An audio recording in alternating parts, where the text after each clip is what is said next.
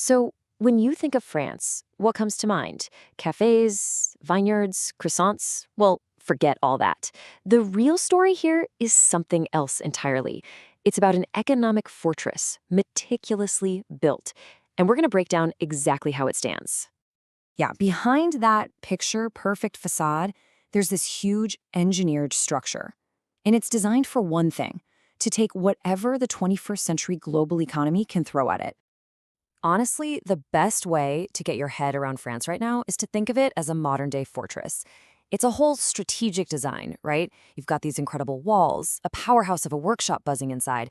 But, and this is a big but, it's got this one critical vulnerability. The roof is literally cracking under the pressure. All right, so let's start with the defenses. I mean, every good fortress needs impenetrable walls, right? Well, France built its walls out of two things you probably wouldn't expect, but they are incredibly powerful: high-end luxury goods and nuclear atoms. Okay, first up, luxury. And look, when we say luxury, we're really talking about one giant in the room, LVMH. Just to give you a sense of the scale here, their revenue hit a massive 84.7 billion euros. You see, this isn't just some company, it's an absolute economic force of nature. And this is where it gets really interesting. This isn't about fashion. It's not about handbags and perfume. No, this is national strategy.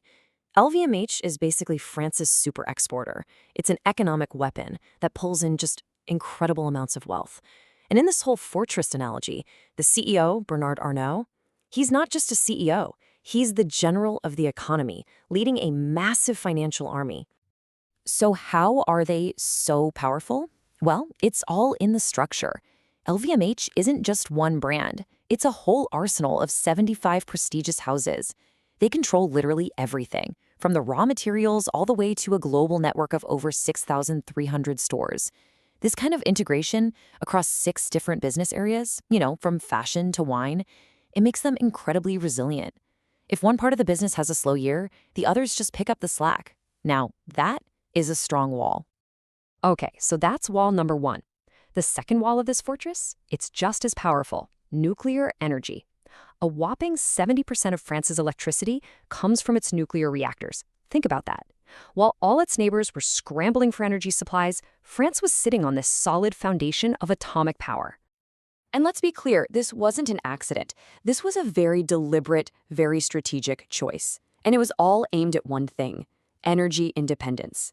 For decades, France has been on this path to basically shield itself from global energy price shocks and, geopolitical games. It's all about strategic autonomy, pure and simple. And this really shows you just how different France's thinking is from the rest of Europe. You had Germany and other countries getting rid of their nuclear plants to go green. What did France do? They doubled down. People called them stubborn, but you have to see it from their point of view. For them, it was like fighting a war of independence for their energy supply. They chose their own sovereignty over being just another part of the EU's big interconnected grid. Okay, a quick pause here. Please don't forget to subscribe, turn on notifications, and like this video. The information presented is compiled from open sources. Thank you for that. Now let's head inside the fortress. So the walls are secure, but what's going on inside? Well, this is the state's workshop. Think of it as the engine room where France is literally building its future. And it all runs on this very French idea called dirigism, especially when it comes to technology. Now, dirigism is one of those words you absolutely have to know to understand France. It's this core belief that the government shouldn't just be a referee for the economy. It should be the coach. The state actively directs things. It picks winners, it pours money into key industries, and it creates these national champion companies. So, you know that invisible hand of the market? In France, it's pretty much always holding hands with the very, very visible hand of the state. I know this might sound a little extreme, but it really gets to the core of it. In France, there aren't really entrepreneurs in the way you might think. There are state-supported entrepreneurs. Sure, a free market exists, but when it comes to the big, ambitious, strategic stuff, it's almost always being guided, funded, and protected by the government. The whole entrepreneurial spirit is funneled through state-run programs. And if you want proof of just how serious they are, look at this number: 10 billion euros. That's how much the state's own investment bank, Bpifrance, is pumping into building France's AI ecosystem by 2029. We are not talking about a little subsidy here. This is a massive, state-directed mission to dominate one of the most important technologies of the future. So, how does this French tech forge actually work? It's a pretty clear process. Step 1, the state sets aside billions of euros for key areas through big plans like France 2030. Step 2, Bpifrance, the state's bank, swoops in and injects that cash directly into the most promising startups. And step 3, national champions are born.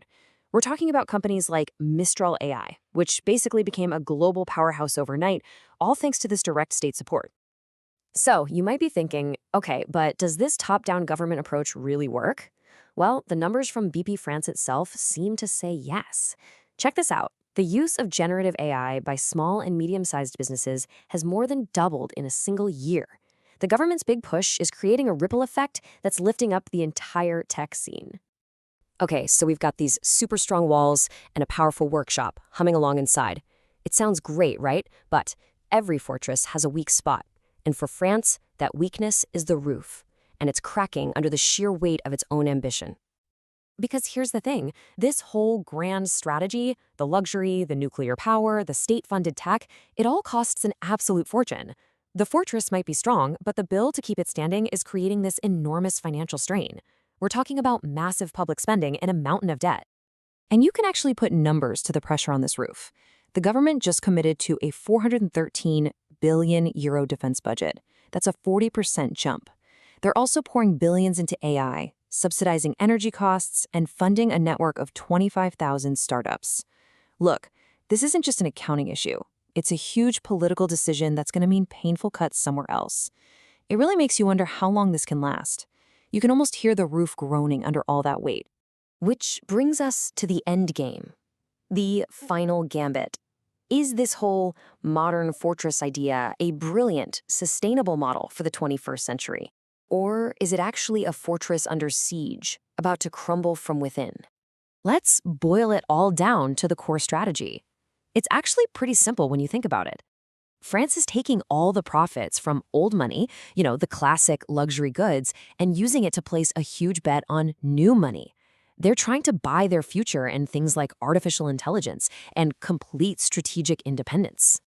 And this isn't just our analysis. This comes straight from the top. The CEO of Bpifrance, the guy who literally controls the government's investment money, he confirms this is the plan. He points to the 750 AI startups they're backing as part of this revolution. There's a real, deep-seated belief in the government that this is the right way forward. So, where you have it, it's an incredibly bold, uniquely French strategy, a fortress built on luxury and atoms, trying to forge its future with government money. But it all comes down to one massive hanging question. Will this fortress be remembered as a genius move of 21st century strategy, or will that cracking roof of debt collapse and bring the whole thing crashing down? The world is watching to see which gives away.